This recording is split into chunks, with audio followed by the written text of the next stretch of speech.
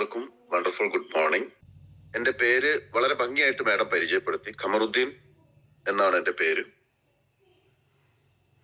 ഞാൻ കഴിഞ്ഞ 20 വർഷക്കാലമായിട്ട് UAE-യിലായിരുന്നു. അതിൽ ഭൂരിഭാഗവും UAE ഗവൺമെന്റ് എംപ്ലോയി ആവാനുള്ള ഭാഗ്യമാണ് എനിക്ക് ഉണ്ടായത്. നാട്ടില് ഗവൺമെന്റ് ജോലിയൊക്കെ കിട്ടാക്കനിയാണ്. നിങ്ങൾക്ക് എല്ലാവർക്കും അറിയുന്നത് പോലെ തന്നെ ഇപ്പോഴത്തെ അവസ്ഥ എന്ന് പറയുന്നത് സർക്കാർ തന്നെ ഇപ്പൊ അടുത്ത സമയത്ത് പോലും മന്ത്രിമാരടക്കം പത്രത്തിലൂടെ പത്രമാധ്യമങ്ങൾക്ക് കൊടുത്ത അഭിമുഖങ്ങളിലൊക്കെ പറഞ്ഞത്, നിങ്ങൾ നല്ല അവസരങ്ങൾ എന്തെങ്കിലുമൊക്കെ ചെയ്യണം, ബിസിനസ് ചെയ്യണം, സ്വയം തൊഴിലുകൾ നിങ്ങൾ ചെയ്യാൻ തയ്യാറാകണം, സർക്കാരിനെ കാത്തിരിക്കരുത്, PSCയെ കാത്തിരിക്കരുത് എന്ന് പറഞ്ഞു. അത് പറയാനുള്ള സാഹചര്യം എന്ന് പറയുന്നത് സർക്കാരിന്റെ കയ്യിൽ ആകെ കൊടുക്കാനുള്ള തൊഴിലവസരം എത്രയാണ് എന്ന് നല്ല പോലെ ആ മന്ത്രിക്ക് ബോധ്യമുള്ളത് കൊണ്ടാണ്. വിരലിലുണ്ടാവുന്ന കുറച്ച് തസ്തികകളിലേക്ക് ലക്ഷോപലക്ഷം വരുന്ന ആളുകൾക്ക് എങ്ങനെയാണ് തൊഴിൽ കൊടുക്കാൻ സാധിക്കുക?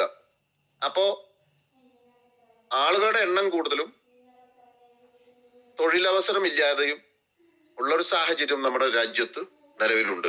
ആ സാഹചര്യം അടിസ്ഥാനപ്പെടുത്തിയാണ് മന്ത്രിമാരൊക്കെ അങ്ങനെ പറയേണ്ടി വരുന്നത് എങ്കിൽ ഞാനും നിങ്ങളും നമ്മളുടെ വരാനുള്ള തലമുറയും വളരെ കാര്യഗൗരവത്തോടെ ചിന്തിക്കേണ്ട സമയമാണ്.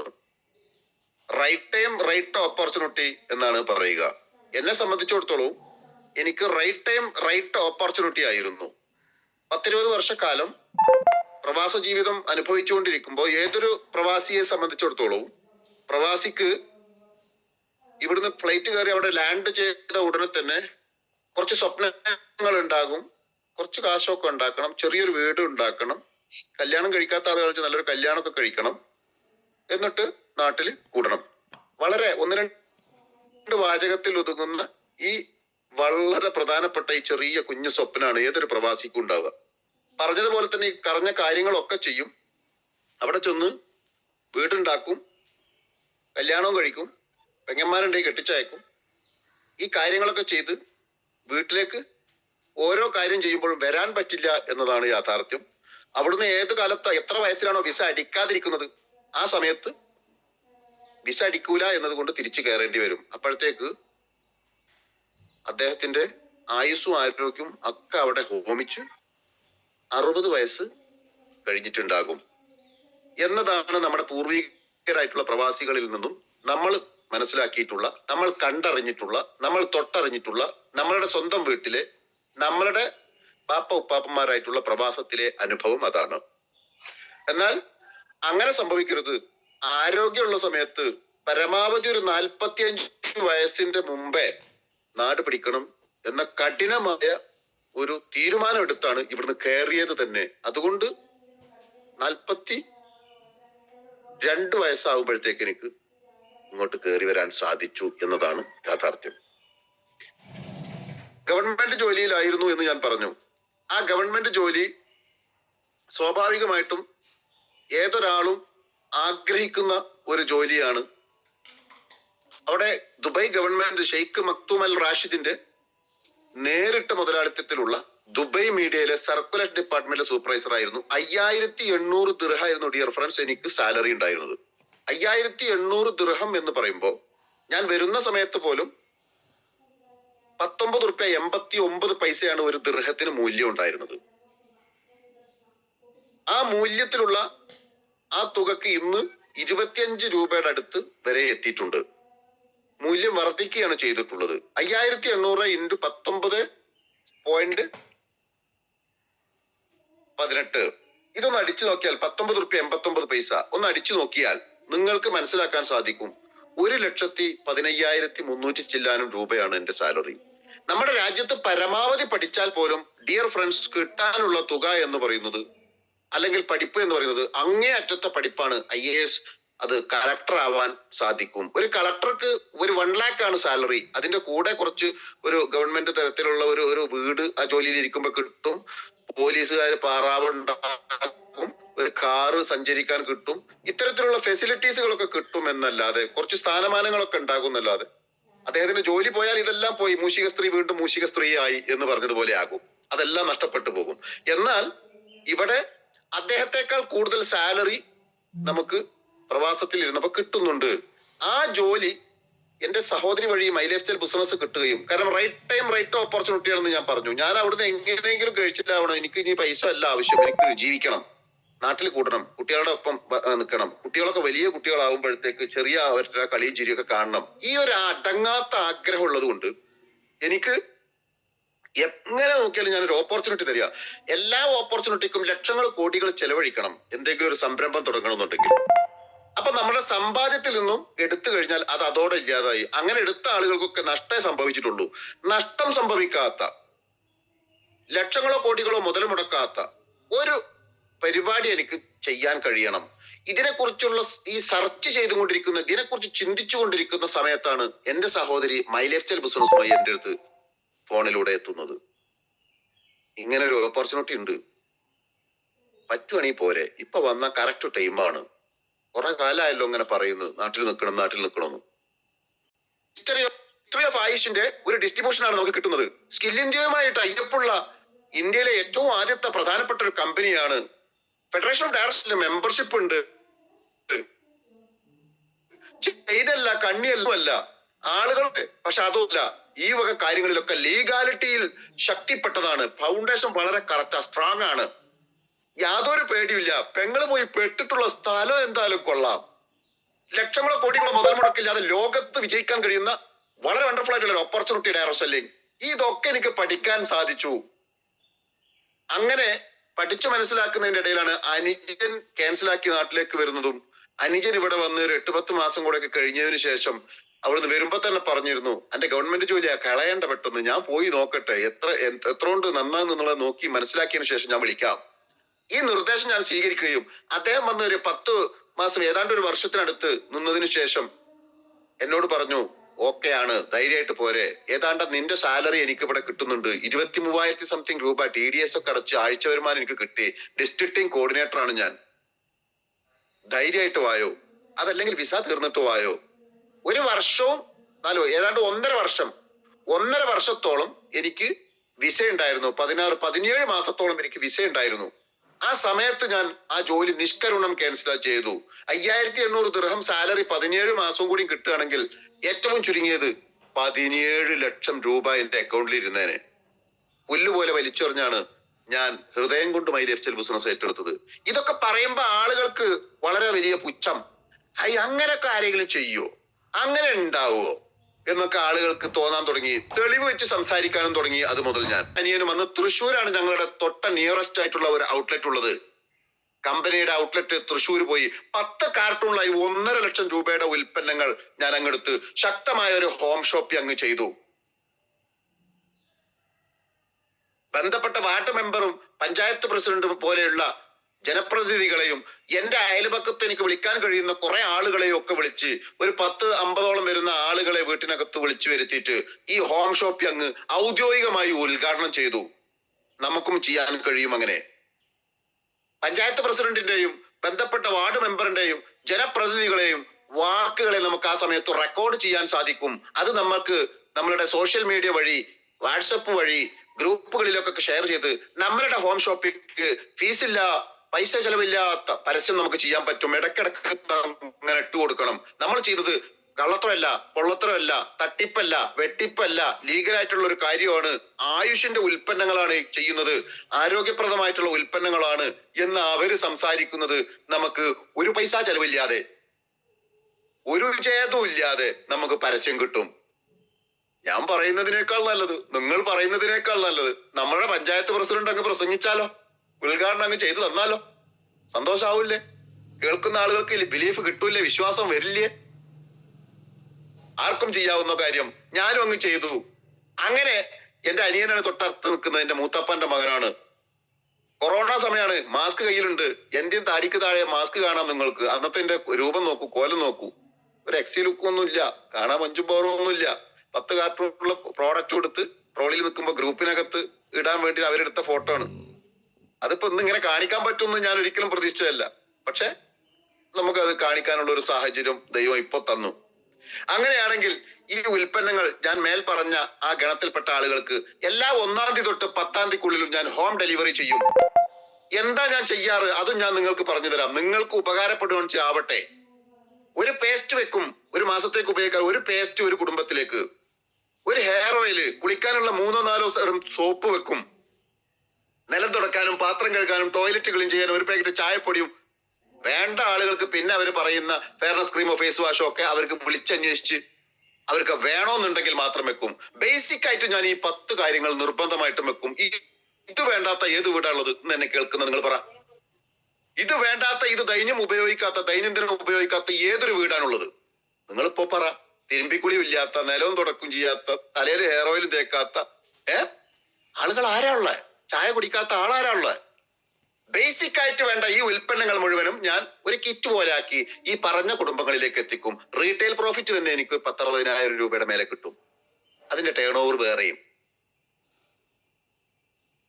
ഇങ്ങനെ മാസ്ക് ഒക്കെ വെച്ച് ഞാൻ കറക്റ്റ് ആയിട്ട് ഓഗസ്റ്റ് മാസമാണ് തുടങ്ങിയത്. August, September, October, November, December 5 മാസം ഈ ബൈക്കിന്റെ മുകളിൽ ഞാൻ പോയി. കാരണം ഓഗസ്റ്റ് മാസം എന്ന് പറഞ്ഞാൽ ആ ലാസ്റ്റത്തെ ഒരു എന്താ പറയാ, തുലാവർഷമൊക്കെ കുറച്ചൊക്കെ മഴയൊക്കെ കൊള്ളണം. ആ വർഷത്തിന്റെ ആ ഒരു അവസാന ഭാഗമായിരുന്നു. അതൊക്കെ കൊള്ളേണ്ടി വന്നു, വെയിൽ കൊള്ളേണ്ടി വന്നു, തൊലിയൊക്കെ ഒന്ന് കറുത്തുപോയി. ഒന്നും പ്രശ്നമാക്കിയില്ല. ആമസോൺ, ഫ്ലിപ്കാർട്ട്, ഊബർ, സ്വിഗ്ഗി തുടങ്ങിയിട്ടുള്ള ആളുകളൊക്കെ, ആമസോണും ഫ്ലിപ്കാർട്ടും ഒക്കെ കോടീശ്വരന്മാരുടെ പട്ടികയിലുള്ളതാ. ഇപ്പോ കൊറോണ സമയത്ത് ലുലു ഹോം ഡെലിവറി ചെയ്തിരുന്നു. ഇപ്പൊ അത് അവർ സ്ഥിരാക്കുകയും ചെയ്തു. അങ്ങനെയാണെങ്കിൽ ലോക കോടീശ്വരന്മാരുടെ പട്ടികയിലുള്ള ഇവർക്കൊക്കെ ഹോം ഡെലിവറി ചെയ്യാമെങ്കിൽ, ബൈക്കിൽ വെച്ച് അതല്ലെങ്കിൽ സൗകര്യപ്പെട്ട വാഹനങ്ങളിൽ വെച്ച് ഹോം ഡെലിവറി ചെയ്യാമെങ്കിൽ, ഒരു സാധാരണ മുസ്ലിയുടെ മകനായിട്ടുള്ള എനിക്ക് എന്തുകൊണ്ട് ചെയ്തുകൂടാ? ഇങ്ങനെ ഹൈ തിങ്ക് എന്നിലുണ്ടായി. കോടീശ്വരന്മാർക്ക് ചെയ്യാൻ പറ്റുന്ന, അല്ലെങ്കിൽ അവര് ചെയ്യുന്ന അതേ പണി ഞാൻ ചെയ്യുമ്പോ എന്തുകൊണ്ട് നാണക്കേട്? നോ, അത് വലിയൊരു തിങ്കിങ് ആണ്. ഞാൻ അത് ഏറ്റെടുത്ത് ചെയ്തു. ഇവർക്ക് ചെയ്യാമെങ്കിൽ എനിക്ക് നിർബന്ധമായിട്ടും ചെയ്യാം എന്ന വാശിപ്പുറത്ത് അങ്ങനെ ചെയ്തു. 5 മാസത്തിനുള്ളിൽ അങ്ങനെ ഡെഡിക്കേഷൻ ആയിട്ട് ചെയ്തത് കൊണ്ട് 5 മാസം കൊണ്ട് ഡിയർ ഫ്രണ്ട്സ് ഞാൻ ബൈക്ക് ഒരു മൂലയിൽ വെച്ചു. എനിക്കൊരു കാർ അച്ചീവ് ചെയ്യാൻ സാധിച്ചു. നിങ്ങൾക്ക് കാണാൻ കഴിയും. 2021 ഡിസംബറിൽ നടന്ന ഒരു പ്രോഗ്രാമാ. 2021 പരിവർത്തൻ എന്ന് പറയുന്ന പ്രോഗ്രാമിനകത്ത് ചുവന്ന മാർക്കിനകത്ത് കാണാം 2021. നോക്കൂ നിങ്ങൾ, കമറുദ്ദീൻ കാർ അച്ചീവർ. എനിക്ക് കല്യാണത്തിന്റെ സമയത്ത് പോലും ഇങ്ങനെ ഒരു ഫ്ലക്സി കയറാനുള്ള യോഗം ഉണ്ടായിട്ടില്ല. തന്തവൈബാണേ. പഴയ കാലത്തൊന്നും അങ്ങനെ ഇല്ല. കാണാൻ ലുക്ക് ഉണ്ടെന്നുള്ളൂ, മൂപ്പുണ്ട് മത്തക്കുരു പോലെ. അപ്പോ ആ കാലത്ത് വെറും കടലാസിനകത്ത് പേരെഴുതി പന്തലിൽ പ്രദർശിപ്പിക്കുള്ളൂ. ഫോട്ടോ ഒന്നും വെക്കുന്ന ആ ഒരു മോഡലിലേക്കൊന്നും എത്തിയിട്ടില്ല. ഈ ബാനറിനകത്ത് കയറിയപ്പോ, ഈ ഒരു ഫ്ലക്സിനകത്ത് 6 അടി വലുപ്പമുള്ള ഒരു ഫ്ലക്സിനകത്ത് കയറിയപ്പോ എനിക്ക് തന്നെ വല്ലാത്തൊരു സന്തോഷം തോന്നി. അത്ര വലിയ ഒരു റെക്കഗ്നൈസേഷൻ. ഞാൻ അതിനകത്ത് ഞാൻ തന്നെയാണ് കൂട്ടും കൂട്ടിട്ട് നിൽക്കുന്നത് എന്നെ തന്നെ ബോധ്യപ്പെടുത്താൻ ഞാൻ അതിന്റെ ഒപ്പം നിന്നിട്ട് മറ്റോ ആളെ കൊണ്ട് ഒരു ഫോട്ടോ എടുപ്പിച്ചതാ. ഇത് വലിയൊരു കാറൊന്നല്ല, ഒരു CNG ബിസിനസ് ടൂളായിട്ട് എടുത്ത ഒരു വാഗണർ കാറാ. എന്റെ ആഗ്രഹം ഉണ്ടായിരുന്നത് ഗൾഫിൽ നിന്ന് വന്നപ്പോ ആ സമയത്ത് ഇവിടെ മോഡലായിട്ട് നടന്നിരുന്ന ഒരൊറ്റ ബൈക്കാണ് ഉണ്ടായിരുന്നത്. നമ്മുടെ ഹോണ്ടയുടെ ഹൈനസ്, ബുള്ളറ്റിന് സമാനമായിട്ടുള്ള ശബ്ദത്തോടു കൂടി വളരെ റിഫൈനിങ് ആയിട്ടുള്ള ഇഞ്ചിനോട് കൂടി ഇറങ്ങിയ വളരെ പ്രധാനപ്പെട്ട ഒരു ബൈക്കാണെന്നൊക്കെ നല്ല പരസ്യവും കാണാൻ നല്ല മൊഞ്ചും ഒക്കെ ഉണ്ട്. എനിക്കത് എടുക്കണമെന്ന് വല്ലാത്തൊരു ആഗ്രഹം. ഈ ബൈക്കിന്റെ മുകളിൽ ഞാൻ സെയിൽ ചെയ്യുന്ന സമയത്ത് നടുവിനൊക്കെ വലിയൊരു പിടുത്തവും വേദനയൊക്കെ തുടങ്ങി. അപ്പോ ഞാൻ ബൈക്കിലേക്ക് ഒരു സ്വപ്നം വന്നതിന്റെ അടിസ്ഥാനത്തിൽ ഞാൻ പോയി അത്യാവശ്യം ടേൺ ഓവർ ഒക്കെ കിട്ടി തുടങ്ങി. EMI ഒക്കെ അടഞ്ഞു പോകും, കുഴപ്പമൊന്നുമില്ല. ഞാൻ പോയി അഡ്വാൻസ് കൊടുത്തു. ആ ഇടയാണ് ഒരു IID എന്ന് പറയുന്ന ഒരു ഇൻഡിവിജ്വൽ ഒരു ഇന്റർവ്യൂ പോലെയുള്ള ഒരു ട്രെയിനിങ്. നിങ്ങൾ ലീഡേഴ്സിനോടൊക്കെ ചോദിച്ചാൽ അറിയാം, നിങ്ങൾ പലരും അതിന് അറ്റൻഡ് ചെയ്തിട്ടുണ്ടാവും. IIDക്കകത്ത് എന്നെ കൊണ്ടുപോയി ഇരുത്തി. അന്ന് ഞാൻ ടീം കോർഡിനേറ്റർ ആണ്. അവിടെ പോയി ഇരുത്തി എന്നോട് പറഞ്ഞത്, സാറ് ജോലിയൊക്കെ രാജിവെച്ച് വളരെ ഡെഡിക്കേഷൻ ആയിട്ട് ചെയ്യുന്ന ആളാണ്. എന്റെ ITC ലീഡർ അന്ന് നിതിൻ ബാബു സാർ, നിങ്ങൾക്കറിയാം, വളരെ ശക്തമായി ഇന്ത്യ രാജ്യത്ത് ഉടനീളം ബിസിനസ് ചെയ്യുന്ന ആളാ. അദ്ദേഹം എന്നോട് പറഞ്ഞത്, എന്റെ കണ്ണിൽ നോക്കി വളരെ ഗൗരവത്തോടെ പറഞ്ഞത്, നിങ്ങൾ വലിയ ലീഡർഷിപ്പിലേക്ക് കയറി വരാനുള്ള ആളാണ്. ഒരു ബൈക്ക് നിങ്ങൾ എടുക്കുന്നത് മണ്ടത്തരമാണ്. ആരോഗ്യത്തിന്റെ പ്രശ്നമുണ്ട്. അത് മാത്രമല്ല, നിങ്ങൾ ഒരു ITC ഒക്കെ ആവുമ്പോഴത്തേക്ക് പറ്റ നടുവൊടിഞ്ഞു പോകും. അത് പാടില്ല. നമുക്ക് ആരോഗ്യം ഉണ്ടാവണം. കാശൊക്കെ കിട്ടുന്ന സമയത്ത് ആരോഗ്യമില്ലാതെ നമുക്ക് കാശ് കിട്ടിയിട്ട് എന്താ കാര്യം? അതുകൊണ്ട് നിങ്ങൾ എടുക്കേണ്ടത്, നിങ്ങളുടെ ടീം കയറി വരുന്ന സമയമാണ്. ഒന്നോ രണ്ടോ സ്ത്രീകൾക്ക് ഹോം മീറ്റിംഗ് എടുക്കാൻ പോകണമെങ്കിൽ ആ ഡിസ്ട്രിബ്യൂട്ടർ നമ്മുടെ കൂടെ വേണം. അതിന് കാറേ സൗകര്യപ്പെടൂ. മഴയും മേലും കൊള്ളാതെ സഞ്ചരിക്കണം. CNGയുടെ ഒരു വാഗണർ കാർ എടുത്തോളൂ. നിങ്ങളുടെ ആകാര വടിവിനൊക്കെ പറ്റിയ നല്ല വിശാലതയുള്ള ഒരു വാഹനമാണ് എന്ന് എന്നെ എന്റെ സാറ് നിർദ്ദേശിച്ചു. ഉടനെ തന്നെ ഡിയർ ഫ്രണ്ട്സ്, ആ മീറ്റിംഗ് കഴിഞ്ഞ് ഇറങ്ങിയ ആ സ്പോട്ടിൽ ഞാൻ ഹോണ്ടയുടെ ഷോറൂമിലേക്ക് വിളിച്ച് ആ പൈസ എനിക്ക് റീഫണ്ട് ചെയ്യണം എന്ന് വളരെ വാശി പിടിച്ച് 4 മണിക്കൂറിനുള്ളിൽ പൈസ തിരിച്ചു കിട്ടുകയും ആ കിട്ടിയ പൈസ നേരെ ഷോറൂമിൽ കൊണ്ട് കൊടുത്ത് കാർ അങ്ങ് ബുക്ക് ചെയ്തു. എന്റെ ലീഡേഴ്സിന് ഞാൻ സറണ്ടറായി, സാഷ്ടാംഗം വീണു. അവരെന്താണോ പറഞ്ഞത്, ദൈവവാക്യം എന്ന ആ ഒരൊറ്റ രീതിയിൽ ഞാൻ അങ്ങ് സ്വീകരിച്ചു.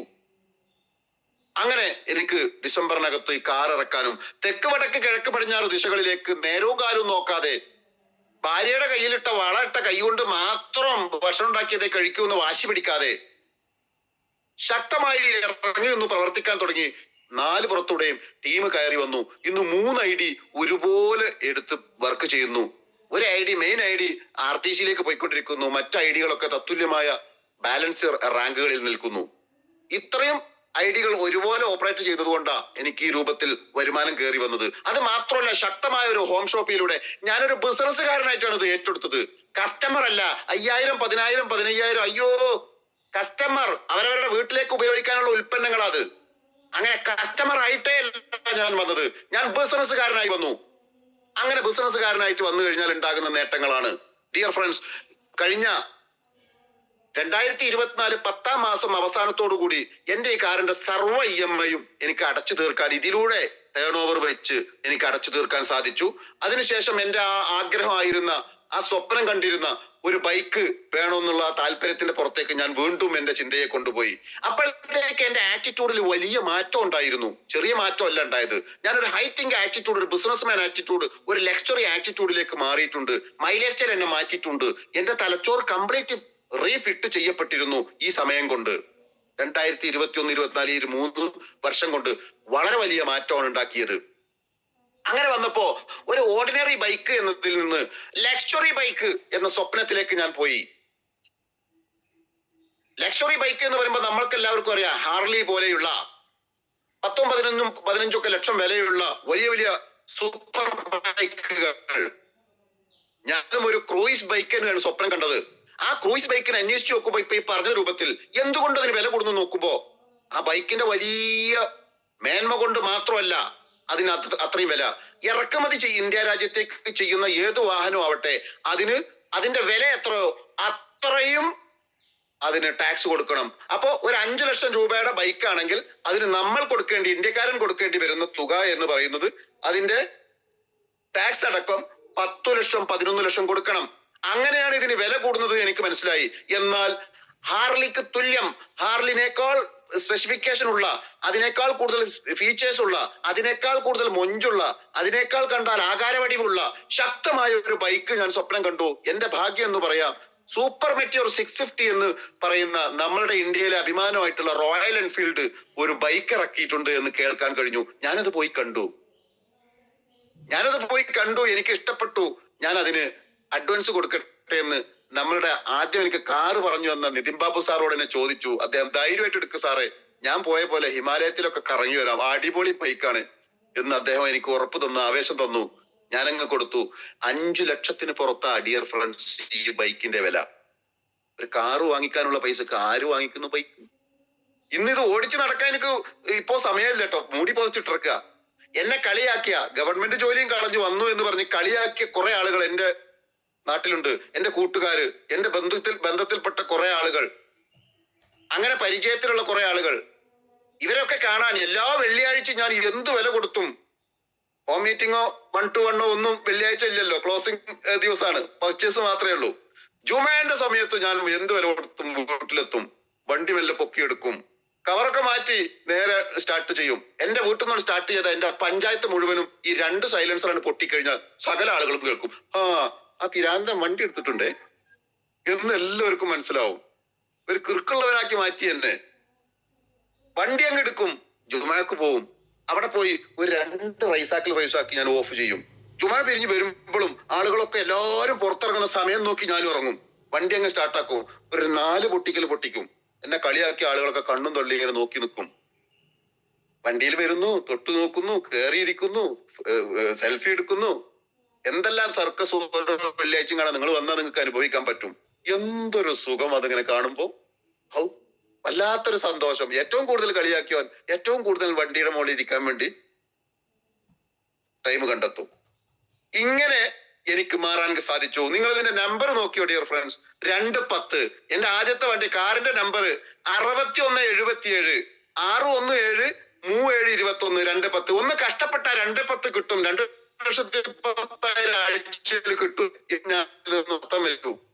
ഈ വാഹനത്തപ്പോ എനിക്ക് ഭാഗ്യവശാൽ 210 എന്നുള്ള നമ്പർ തന്നെ ഞാനൊന്ന് ജസ്റ്റ് ഒന്ന് ട്രൈ ചെയ്തപ്പോ എനിക്ക് കിട്ടി. അപ്പോ ഈ സമയം ആയപ്പോഴത്തേക്കും ഇത് കിട്ടുമെന്ന് ഉറപ്പായി. എനിക്ക് കിട്ടുകയും ചെയ്തു. 2,10,000 എന്റെ വണ്ടിയുടെ നമ്പർ ആണെങ്കിൽ ഇന്നല്ല നാളെ ദൈവം സഹായിച്ചാൽ എനിക്ക് 210 കിട്ടുമെന്നുള്ള ഉത്തമ വിശ്വാസത്തിൽ നിൽക്കുന്ന ആളാണ്. വണ്ടി ഞാൻ ഒറ്റയ്ക്ക് പോയല്ല, എന്റെ ടീമും ലീഡേഴ്സും എന്റെ മാതാപിതാക്കളും ഒക്കെ കൂടി മൈ ലൈഫ് സ്റ്റൈൽ ഫാമിലിയാ നിൽക്കുന്നത്. എന്റെ ബാപ്പയും ഉമ്മയും കുട്ടികളും ഭാര്യയും കുട്ടികളും കഴിച്ച് പെങ്ങളും കഴിച്ചാൽ ബാക്കി മുഴുവൻ എന്റെ മൈ ലൈഫ് സ്റ്റൈൽ കുടുംബ. ഒരു ബൈക്ക് ഇറക്കുന്നിടത്ത് ഒരു ആനക്കുട്ടി സമാനമായിട്ടുള്ള ഒരു ബൈക്കാണ്. ചെറിയ ബൈക്കല്ല, നിങ്ങൾ ഹൃദയം പൊട്ടിപ്പോവും. അത്ര ലുക്കുള്ള ഒരു അടിപൊളി ബൈക്ക് സ്വപ്നം കാണണം നിങ്ങൾ. ഞാൻ ഈ പറയുന്നത് മുഴുവനും നാളെ നിങ്ങൾക്ക് സ്വന്തമാക്കാനുള്ളതാ. എന്റെ സ്വന്തമാക്കൽ കഴിഞ്ഞു, നാളെ നിങ്ങൾക്ക് സ്വന്തമാക്കാനുള്ളതാ. ഡിയർ ഫ്രണ്ട്സ്, നിങ്ങളും സ്വപ്നം കാണണം. ഒരു ടാർഗറ്റ് വെക്കണം. ഇന്ന സമയത്ത് കൃത്യമായ ഗോള് സെറ്റ് ചെയ്യണം. ഗോള് സെറ്റ് ചെയ്യുക എങ്ങനെയെന്നൊക്കെ നിങ്ങളുടെ ലീഡേഴ്സ് നിങ്ങൾക്ക് പഠിപ്പിച്ചു തരും. അത് പ്രകാരം കണ്ട സ്വപ്നത്തിലേക്ക് നിങ്ങൾ ശക്തമായി നടന്ന് അടുക്കണം. ചില ആളുകൾ ഓടിയെടുക്കും, പറന്നെടുക്കും, അങ്ങനെയൊക്കെ ചെയ്യണം. ഗോള് കൃത്യമായി സെറ്റ് ചെയ്താൽ നടന്നാലും അതിന്റെ അടുത്തേക്ക് എത്തും. പക്ഷെ ഓടിയെടുക്കുക, പെട്ടെന്ന് എത്തുക, അടുത്ത ഗോള് സെറ്റ് ചെയ്യാൻ. ഞാൻ കാർ എടുത്തു, വേഗം അതിന്റെ കാര്യങ്ങൾ തീർത്തു, അടുത്ത ഗോൾ സെറ്റ് ചെയ്തു, അത് അച്ചീവ് ചെയ്തു. ഇനി അടുത്തത് വേറെ ഗോളാണ്. അത് നേടിയതിനു ശേഷം ഞാൻ പറയും. ദൈവം സഹായിച്ചാൽ ഇനിയും നമ്മൾ കാണും. എനിവേ, ഈ രൂപത്തിൽ എന്റെ സഹോദരി വഴി വന്ന ഈ ഒരു വിത്ത് ഇന്ന് പടർന്നു പന്തലിച്ച് കേരളത്തിലെ നാനാ ജില്ലകളിലും എനിക്ക് കുഞ്ഞു കുഞ്ഞു ടീമുണ്ട്. കേരളത്തിന് പുറത്ത് തമിഴ്നാട്ടിൽ കോയമ്പത്തൂർ ശക്തമായ ഒരു ടീമുണ്ട്. അതുപോലെ തന്നെ ബാംഗ്ലൂര് എനിക്ക് ടീമുണ്ട്. ഡൽഹിനകത്ത് ടീം വരാൻ പോകുന്നു.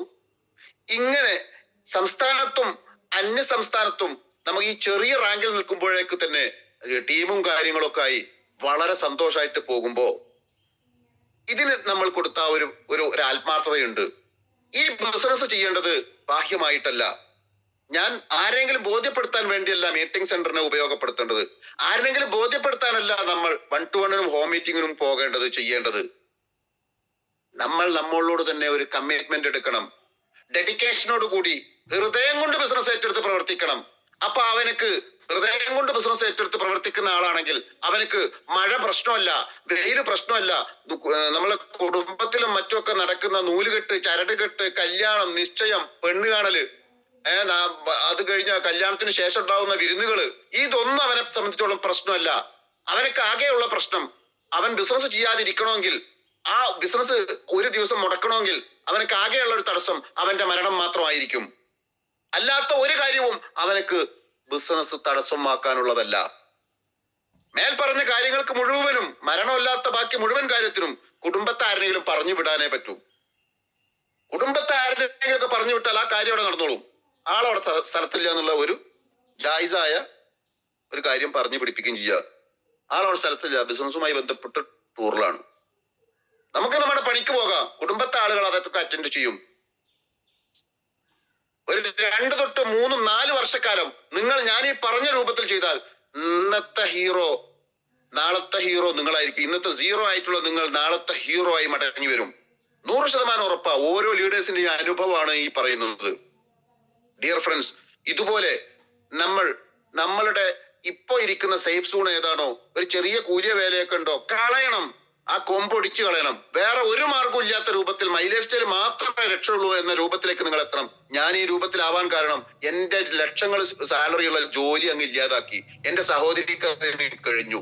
കൃത്യമായ സെലക്ഷൻ ആയിരുന്നു, റൈറ്റ് ടൈം ആയിരുന്നു അവൾ എന്നെ സമീപിച്ചത്. അതുപോലെ നിങ്ങൾ ഇന്ന് പോകുന്ന ആളുകളൊന്നും നിങ്ങളുടെ കൂടെ വരുന്നില്ല എങ്കിൽ വിലപിക്കേണ്ട. നിങ്ങൾ റൈറ്റ് ടൈം അല്ലാത്തത് കൊണ്ടാണ്. അയാൾക്ക് ആവശ്യമുള്ള സമയത്താണ് നിങ്ങൾ കയറി ചെന്നതെങ്കിൽ അയാൾ നിങ്ങളുടെ കൂടെ വന്നേനെ. അതുകൊണ്ടാണ് ലീഡേഴ്സ് പറയുന്നത് ഫോളോ അപ്പ് മസ്റ്റ് ആണ്. ബിസിനസ് കൊടുത്താൽ മാത്രം പോരാ, ഓപ്പർച്യൂണിറ്റി കേൾപ്പിച്ചാൽ മാത്രം പോരാ, നിരന്തരം ഫോളോ അപ്പ് ചെയ്തുകൊണ്ടേയിരിക്കണം.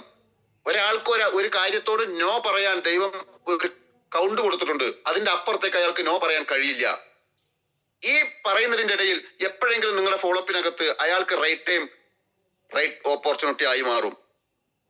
അതുകൊണ്ട് നിങ്ങൾ എല്ലാവരും ഫോളോ അപ്പിനെ ശക്തിപ്പെടുത്തണം. ശക്തമായ ഫോളോ അപ്പ് നിങ്ങൾക്ക് ഉണ്ടാകണം. ഫോളോ അപ്പ് ചെയ്യാനുള്ള മനസ്സ് നിങ്ങൾക്ക് ഉണ്ടാവണം. ഒരാളെ പോയി ബിസിനസ് കൊടുത്തുകൊണ്ട് പോരരുത്, അയാളെ ഫോളോ അപ്പ് ചെയ്തുകൊണ്ടേയിരിക്കണം. എന്നെ പഠിപ്പിച്ചിട്ടുള്ളത് ഫോളോ അപ്പിന്റെ സിസ്റ്റം, എത്ര കാലം ഫോളോ അപ്പ് ചെയ്യണം എന്നുള്ളത് എന്റെ ലീഡേഴ്സ് പഠിപ്പിച്ചത്. നിങ്ങൾ ഒരാൾക്ക് ബിസിനസ് കൊടുത്താൽ, ഒരാളെ അത് പ്രകാരം ഹോളിലേക്ക് കൊണ്ടുപോയി ബിസിനസ് ഓപ്പർച്യൂണിറ്റി കേൾപ്പിച്ചാൽ ഒന്നുകിൽ അയാൾ മരിക്കോളം അല്ലെങ്കിൽ നിങ്ങൾ മരിക്കോളം. അയാൾ ബിസിനസ് ഏറ്റെടുത്താലും അയാളെ ഫോളോ അപ്പ് ചെയ്യണം. ഇപ്പൊ എന്റെ ഡിസ്ട്രിബ്യൂട്ടർമാരെ ഞാൻ ഫോളോ അപ്പ് ചെയ്യുന്നുണ്ട്, എന്റെ ലീഡേഴ്സ് എന്നെ ഫോളോ അപ്പ് ചെയ്യുന്നുണ്ട്, എന്റെ ലീഡേഴ്സിനെ ഞാനും ഫോളോ അപ്പ് ചെയ്യുന്നുണ്ട്. അപ്പോ ഒരാളെ നമ്മൾ ഇത് കേൾപ്പിച്ചാൽ അയാൾ ബിസിനസ് ഏറ്റെടുത്താലും ഇല്ലെങ്കിലും അയാൾ മരിക്കോളം അല്ലെങ്കിൽ നമ്മൾ മരിക്കോളം ഫോളോ അപ്പ് ചെയ്യൽ വളരെ നിർബന്ധമാണ്. ഇതാണ് ഈ ബിസിനസിന്റെ ഏറ്റവും വലിയൊരു പ്രത്യേകത. ഒരു ബന്ധം ഉണ്ടാക്കിയാൽ ആ ബന്ധം മുറിക്കാനുള്ളതല്ല. നിരന്തരം അയാൾ വന്നാലും വന്നില്ലെങ്കിലും ഫോളോ ഫോളോ ഫോളോ ഫോളോ ചെയ്തുകൊണ്ടേയിരിക്കണം. ഇങ്ങനെ നിങ്ങൾക്കും എല്ലാവർക്കും വലിയ നേട്ടങ്ങളൊക്കെ ഉണ്ടാക്കിയെടുക്കാൻ സാധ്യമാകണം. അങ്ങനെയാണെങ്കിൽ ഡിയർ ഫ്രണ്ട്സ്, ഇത്രയും നേട്ടങ്ങളൊക്കെയാണ് എനിക്ക് ഉണ്ടായത്. അതിൽ ഏറ്റവും വലിയ ഒരു നേട്ടമായിട്ട് ഞാൻ കാണുന്നത് ഇന്ന് ഈ ഫോട്ടോയിൽ കാണുന്നത് പോലെ എന്റെ ആറ്റിറ്റ്യൂഡിനെ ഞാൻ ചേഞ്ച് ആക്കിയപ്പോ, എന്റെ ആറ്റിറ്റ്യൂഡ് മൈ ലൈഫ് സ്റ്റൈൽ ബിസിനസ്സിൽ വന്ന് പാടെ മാറിയപ്പോ ഇന്ന് അദാനിയും അംബാനിയും ഹിന്ദുസ്ഥാൻ യൂണിലിവറിന്റെ മുതലാളിയും അതുപോലെ യൂസുഫ് അലിയും മലബാർ ഗോൾഡിന്റെ മുതലാളിയും ഒക്കെ നിൽക്കുന്നത് പോലെ ഒരു ബിസിനസ്മാനായി ഈ കോട്ടും സൂട്ടിലേക്ക് എന്റെ ലൈഫ് സ്റ്റൈൽ വരെ മാറിപ്പോയി. ഇന്ന് 4 ആളുകളുടെ മുമ്പിൽ കൃത്യമായി കാര്യങ്ങൾ സംസാരിക്കാനുള്ള പക്വതയും പാകവും സർവശക്തനായ തമ്പുരാൻ എനിക്ക് പ്രകാശനം ചെയ്തു മൈ ലൈഫ് സ്റ്റൈൽ ബിസിനസ്സിലൂടെ. അതുകൊണ്ട് ഡിയർ ഫ്രണ്ട്സ്, എന്നെ കേട്ട നിങ്ങൾക്ക് എല്ലാവർക്കും ഇന്നു മുതൽ ബിസിനസ് ഹൃദയം കൊണ്ട് ഏറ്റെടുത്ത് പ്രവർത്തിച്ച് വലിയ നേട്ടങ്ങൾ ഉണ്ടാക്കിയെടുക്കാൻ സർവശക്തൻ സാധിപ്പിക്കട്ടെ എന്ന് ആത്മാർത്ഥമായി പ്രാർത്ഥിച്ചുകൊണ്ട് ഞാൻ എന്റെ കുഞ്ഞ് എക്സ്പീരിയൻസ് ഇവിടെ അവസാനിപ്പിക്കുകയാണ്. നിങ്ങളുടെ എല്ലാവരുടെയും ഒരു കുഞ്ഞു പ്രാർത്ഥനയെങ്കിലും സാധുവായി എനിക്കും ഉണ്ടാകുമെന്ന ഉത്തമ വിശ്വാസത്തോടെ ഞാൻ സൈനിങ് ഔട്ട് ചെയ്യുന്നു. Qamaruddin, state team coordinator, Jai my lifestyle marketing. Thank U.